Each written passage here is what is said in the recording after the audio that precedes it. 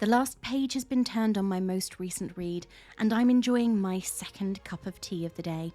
I really do need to start drinking more water, but it's just so chilly right now that the thought of having a cold drink really makes me shiver just a little bit.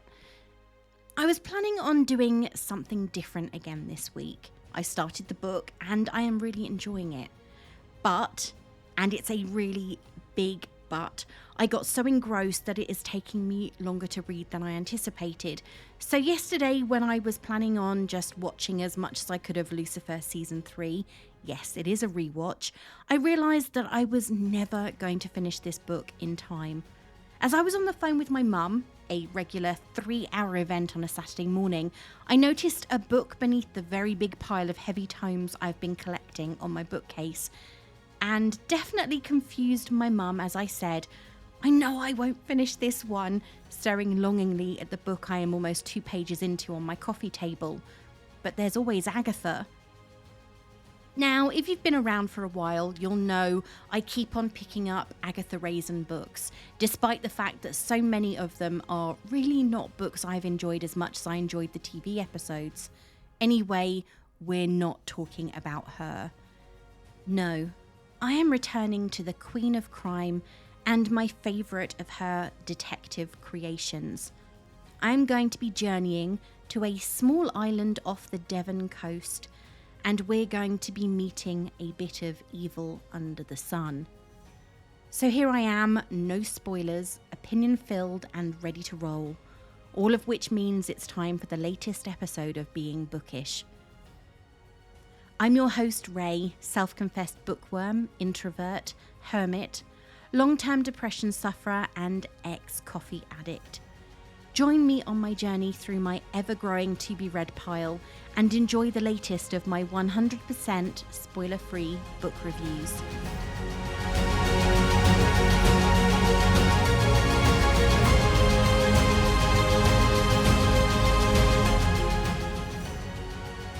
There are going to be a few changes I decided on last week, so stay tuned in until the end of the episode to find out what they are. However, for this week's book, we're travelling back to 1941, when the late Queen Elizabeth was but a princess. The war had only just begun, though that doesn't get a mention at all. And apparently Devon and Cornwall were too hot in the summer, so people holidayed there frequently. I'm not joking, that's actually a line in the book. So light a few candles, or perhaps just switch on that reading lamp, because a bit of atmosphere is always a wonderful accompaniment to a reading session. Get yourself a cup of something hot or a glass of something chilled, depending entirely on when you're listening, and your preference, of course. No judgment here. And let's get started. To my mind, that woman's a personification of evil. She's a bad lot through and through. It was not unusual to find the beautifully bronzed body of the sun-loving Arlena Stewart stretched out on a beach, face down. Only on this occasion, there was no sun. She had been strangled. Ever since Arlena's arrival at the resort, Hercule Poirot had detected sexual tension in the seaside air. But could this apparent crime of passion have been something more evil and premeditated altogether? The film of Evil Under the Sun is a regular Christmas viewing in my family, partly because we have a routine over the holidays, but also because my mum and I share a love of mystery. Do we know who did it? Well, I thought we both did, but last year my mum missed the beginning of the film and spent the entire thing trying to work it out, which I found quite funny. Anyway, if you're anything like me, you'll probably have seen the film again pretty recently. If not, it's on BBC iPlayer in the UK right now, so don't shout out the ending. However, as with all film adaptations, there are differences between that and the book. The story starts with a brief introduction of how the hotel on Lethercombe Bay, Devon, came to be, and then we join our favourite Belgian detective as he is enjoying some relaxation with other holidaymakers at the Jolly Roger, a hotel, the name of which becomes a little more pertinent later in the book. Hercule is doing his usual studying of the various occupants of the hotel. Odell and Carrie Gardner, a well-travelled American couple who have connections with a few people who have encountered Poirot over time. They also seem to know everyone and are desperate to share this knowledge with everyone else. Miss Emily Brewster, who is described simply as athletic and gruff. Miss Rosamond Darnley, who is a well-known and skilled seamstress. Major Barry, who today would be considered a bit of a creep, watches all the female bathers and seems to think nothing of commenting on that fact, which is massively creepy in my book. Mr. Horace Blatt. He's very fond of sailing, wants the hotel to be more lively, and doesn't understand why people leave when he arrives. Reverend Stephen Lane, who is a little bit too intense. It is he who comments on an evil presence on the island. And finally, Patrick and Christine Redfern, a young married couple. He is charming and erudite, where she is quiet and unassuming. The group set up a rhythm on the island which is disturbed by the arrival of the Marshall family, Kenneth, his wife Arlena, who was once an actress on stage and screen, and his 16-year-old daughter Linda from a previous marriage, who is a resentful adolescent that holds great dislike for her stepmother and is not shy about admitting it. Now we have the whole party together, the fun can begin, but it's very clear from the moment that Arlena and Kenneth arrive that there is something else going on beneath the surface, and it's going to boil over at some point. This is an Agatha Christie after all. Though she does her very best to hide it, Rosamond Darnley's mood changes when she sees the Marshalls for the first time, and Hercule is the one to call her on it, stating that he noticed her attitude was different. Before Kenneth, Arlena and Linda stepped foot in the Jolly Roger, she was happy with her state as a single woman who had never had the opportunity to marry. However, her mood dipped when Kenneth arrived, and being as astute as we know him to be, Poirot connects this with Kenneth and his wife. It seems that Rosamond has known Kenneth since childhood, and not only does she feel he has bad taste in women, but she also has a tendre for him. Behaviour in the rest of the group has also changed. The Reverend Lane observes that there is evil on the island, and indeed he is the one who states that Arlena is the personification of evil itself. It's never clear what his reasoning for this is. However, the way he talks about Arlena and evil as one in the same always gives me the impression of his not being only obsessive, but also the sort of stalker who would collect locks of her hair to burn. Yeah, that kind of creepy. When the original group of residents initially spy Arlena making her theatrical arrival at the hotel, Mrs. Gardner talks about someone she knew and how their marriage and life was destroyed when it was revealed that they were having an affair with Arlena. Later, we discovered that this person was a cousin she was very close to, so it seems that she too has reason to dislike the ex-actress. Christine Redfern is simply jealous. Her young and handsome husband Patrick is enamoured of the new arrivals and brought his young wife to the island in order to continue pursuing Arlena and persuading her into a dalliance. And then, of course, there is Linda, the petulant and resentful stepdaughter who loathes the woman her father has married and would do anything to see her gone, including a witchy curse. There is a considerable amount of setup in this book. Though we don't get to know much about the background of the individual characters, there does seem to be some sort of fate at play, especially when Patrick Redfern and Miss Emily Brewster discover the dead body of Arlena Stewart on the beach near a cove that was once used by smugglers. She's been strangled, and with an island full of people with motives, it seems anyone could be to blame. Though, of course, evidence is discovered that proves it's definitely a man who committed the act. That still leaves half the residents, and they all have a motive of sorts. Apart from the man who discovered her, of course. While searching Pixie Cove, which I have to admit sounds like a beautiful location, white sands, caves and privacy, though difficult to get to, Poirot and Inspector Colgate, who has been brought in to investigate the murder, find very little evidence to help in the inquiry, but they do find some drugs in the caves, which could indicate someone on the island is a murderer and a drug smuggler. As is the case with all Poirot investigations, there are a number of suspects, and the path that leads to the real murderer is complicated and relies less on the investigation and evidence that Poirot finds than it does on his incredible ability to remember the obscure. And this case is no different when it comes to the unfortunate strangulation and death of Arlena Marshall.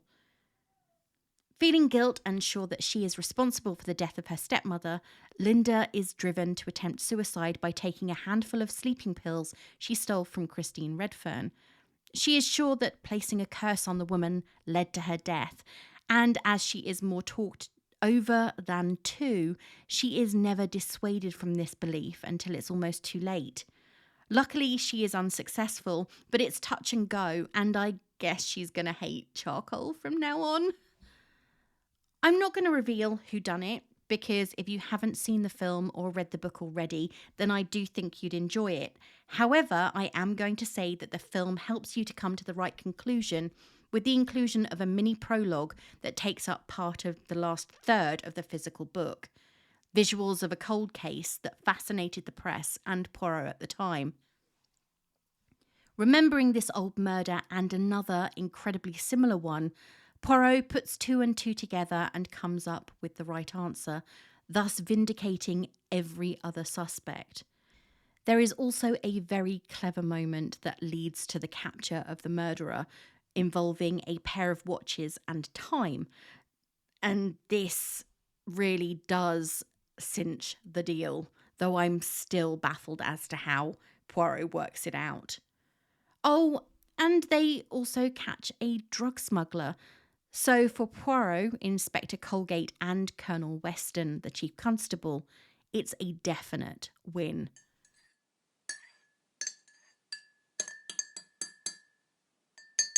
Evil Under the Sun is the 23rd Poirot book by Agatha Christie, released for the first time in 1941.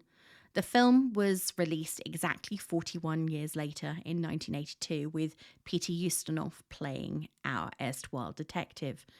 There are so many things to say that are good about Agatha Christie, and as I have already mentioned, I far prefer Poirot to Marple, though I'm not sure why.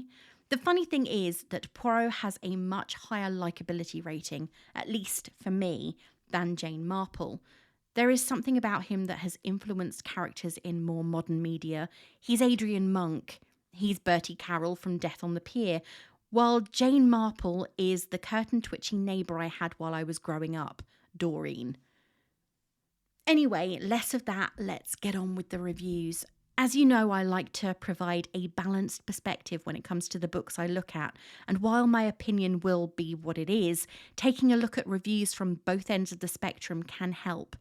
So before I give you my review, what did others think of Evil Under the Sun by Agatha Christie? I have to say that I was surprised at the number of reviews available after finding so few for my Rivals episode, which is from last week, and I'll post the link below. The book achieved a 3.98 rating on Goodreads, but less than 1% of those are 1 star, and there are only 6 written reviews using that score, which I think is pretty impressive. Sanket wasn't a huge fan, giving Evil Under the Sun just 1 star. He said, "Simply put, the people in this book are interesting and Monsieur Poirot is a good enough detective, however trying too hard to become Sherlock Holmes. In any case, it does get interesting with its plot and progression, as slowly the mystery unravels and then boom, in the final 10 pages hits you with the biggest disappointment. It completely ridicules whatever the whole plot was built on and brings in new information about who is the murderer, making it really obvious, like you don't even have to think who the murderer is, it simply serves them on a platter at the very end, leaving a really bitter taste in the mouth. The reader definitely is betrayed by the ending." There are a total of 64,746 ratings for this book, including mine, but only just over 3,000 written reviews. I have to admit that I do need to get better at doing the latter. It's so easy to rate a book, but reviewing it takes time. Is a rating valuable? Yes, but without context, a rating can be quite demoralising, especially if it's on the lower side. So next time you're thinking about giving a book 2 stars, think about why. I'm not saying don't give them 2 stars. You can give them what you really want if you really think the book, podcast, movie deserves it. But I but think about a bit of constructive feedback that will let people know why you gave that score. And there ends my TED Talk on review scores, for now. I'm sure I'll come back to it at some point because, as I said, I'm really bad at doing more than rating them. I really should write far more reviews than I do. Susan was a fan and gave the book 5 stars. Her review is well researched and she gives good reasons as to why you should read the book. This classic Poirot novel started life as a short story, Triangle at Rhodes, which was published in 1936. 4 years later, in 1940, the plot had been reworked into this excellent novel, one of the best featuring Poirot in my opinion. The beginning of this novel sees Poirot on holiday at the Jolly Roger Hotel, Smuggler's Island. It's a wonderful location for a mystery, an enclosed community at the seaside. Of course, seaside holidays had been popular in the 1920s, and with foreign travel only available to the very rich, most people holidayed at home. However, we are aware immediately that this is a very exclusive location, not only because Poirot would certainly be very careful about where he stayed, but because other guests include a wealthy American couple, the Gardeners, and the beautiful actress Arlena Marshall. A young couple, Christine and Patrick Redfern, are also staying at the hotel, and it is soon clear that Patrick Redfern is smitten with Arlena Marshall, something which he does nothing to discourage. Agatha Christie really builds the tension in this novel, as the relationships between the various characters make the holiday atmosphere uncomfortable for those residents at the hotel, who are all too aware of Christine Redfern's embarrassing situation. To add more intrigue, one of the guests, and a favourite of Poirot's, is the successful dress designer Rosamond Darnley, who is in love with Arlena's husband, widowed Kenneth Marshall. Also on the holiday is Kenneth's daughter, 16-year-old Linda Marshall, who has a very difficult relationship with her stepmother. Of course, Poirot's holiday is disturbed by a murder, and although Christie novels are always exquisitely plotted, this is a particularly interesting puzzle with a great ending. I will not give the plot away. If you are lucky enough not to know how this novel ends, then it's an excellent introduction to Poirot and one of Christie's best mysteries. Utterly enjoyable and full of great characters, this would make the ideal holiday read. There is something strangely comforting about Agatha Christie's books. I know that they contain murder and mayhem, but the familiarity, the wildly different characters, and the insanely clever way that the crimes are solved is reassuring. I've had affection for her work since I was a child, seriously, really young, and I started reading them at my dad's knee. Also, I am still trying to track down the last book we bought him before he died. So if anyone can remember a 1980s cover for an Agatha Christie that had a skull and a snake on it, I would be really grateful if you'd let me know. Let's get to my thoughts on the book. So, they are my views, remember, completely spoiler-free and 100% honest. Did I like Evil Under the Sun? I have to be honest and say that I prefer this book and film to both Murder on the Orient Express and Death on the Nile. Granted, both of those have been done time and time and time again. In fact, I'd go so far as to say they've been done to death.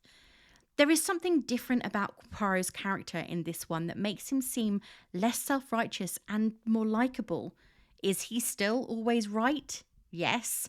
But despite the fact in both previous books he was on holiday, he seems much more relaxed here. There is something almost sedate and friendly about him, when previously he felt more perfunctory. He had a purpose, and that's all he was interested in. Though Evil Under the Sun and the other books in the Poirot series can be read as standalones, Colonel Weston has appeared before in Peril at End House, and Mrs. Gardner mentions that she has been following Poirot's career in the newspapers, bringing up the murder of poor Lynette Ridgway that appeared in Death on the Nile. It is this moment that makes me think, because seconds later, Poirot declines a boat trip as he suffers from seasickness. For someone who has travelled across the world, often likely by ship given the time, that felt weird. But as with everything in Christie's books, I have no doubt there is a reason for it being included, however small. This was a pretty quick read for me. that I got through in an afternoon, but that doesn't take away from the fact that the plot is full of twists and turns. I know that one of the reviewers felt the clues discovered by Poirot towards the end of the book gave everything away.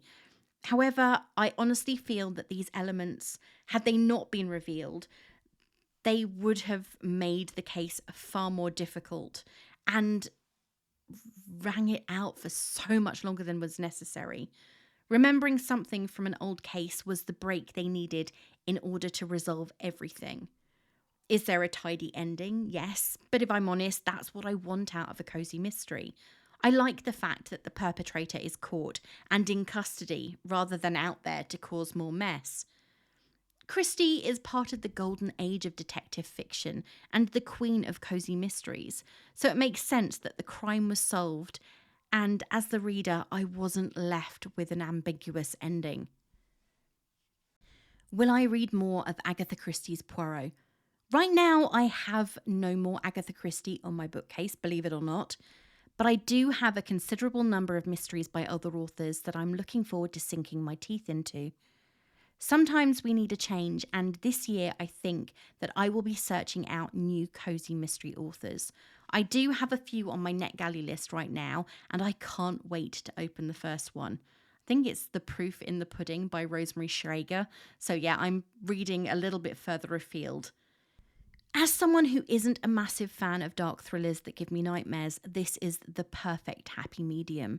I get a detective who solves the crime and a killer who gets put away. And I get a little bit of the 1920s, 1930s glitz and glamour, at least with some of the books I read. So if there is any cozy crime you love, let me know. I am on the lookout for more recommendations in this genre. If you're looking for something like this, or you loved this and want something else, then you'll love these. It's so difficult to think of new authors here, especially when I have old favourites that I cling to, like a mother taking their kid to their first day of school. There are a few, but I know I have mentioned most of them in past episodes. I am trying to branch out, as I've already mentioned, but when MC Beaton and Agatha Christie litter my shelves, I'm finding it a little bit difficult. Having run out, that's making it easier. There are a few that I have on my TBR right now that look enticing, including Magpie Murders by Anthony Horowitz and Murder at the Castle by M.B. Shaw. So keep an eye or ear out for reviews of those at some point in 2023.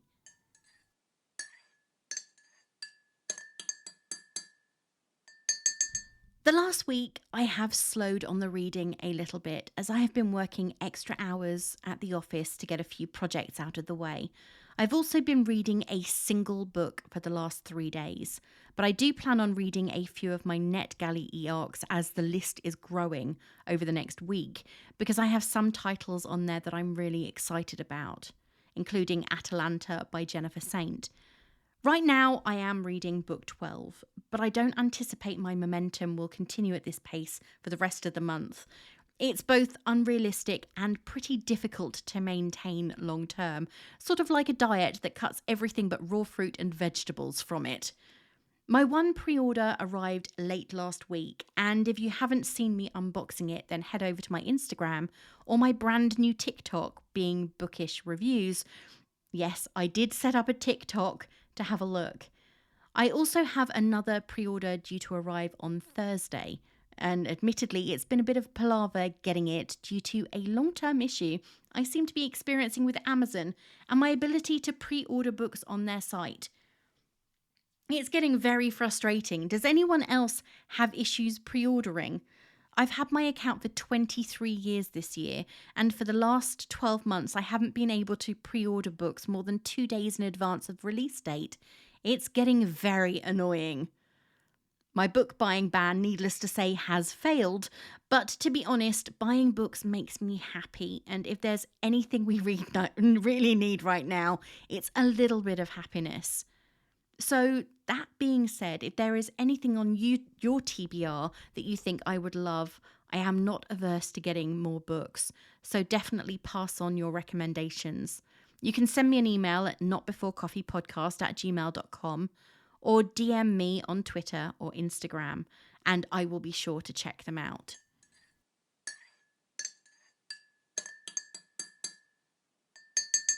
Last year, I asked all my followers across Instagram and Twitter about a book club and received a pretty positive response. However, it feels as though that has fallen somewhat by the wayside with the advent of the new year, probably lives getting in the way. Not surprising, to be fair. I am still going to be reading Circe by Madeline Miller, and if you want to talk to me about it or with me about it, do get in touch. I am now going to be making use of my fresh and currently empty YouTube channel and doing mini reviews that are completely unscripted, which is going to end up with me rambling because that's just how my brain works, and a script helps to keep me in control. As I mentioned last week, the button for my newsletter has vanished from Twitter as they have closed the review platform. However, I have now moved everything over to MailChimp, and you can sign up for the newsletter on my website, beingbookish.co.uk. Well, that's it for this week, and thank you for listening. If you like what you hear, why not share it with your friends and family, and please post a star rating on Apple Podcasts, Spotify, or any of the other podcatchers where you listen. You can follow me on Twitter at being_bookish and on Instagram at beingbookishpod, or you can see a single video right now on TikTok at beingbookishreviews. Otherwise, you can check my website, beingbookish.co.uk. Wow, that is going to start being a tongue twister sooner rather than later. Well, I've got a lot to get ready for next week, and a new book, which I've already started, is calling me. So until next time, this is me saying farewell.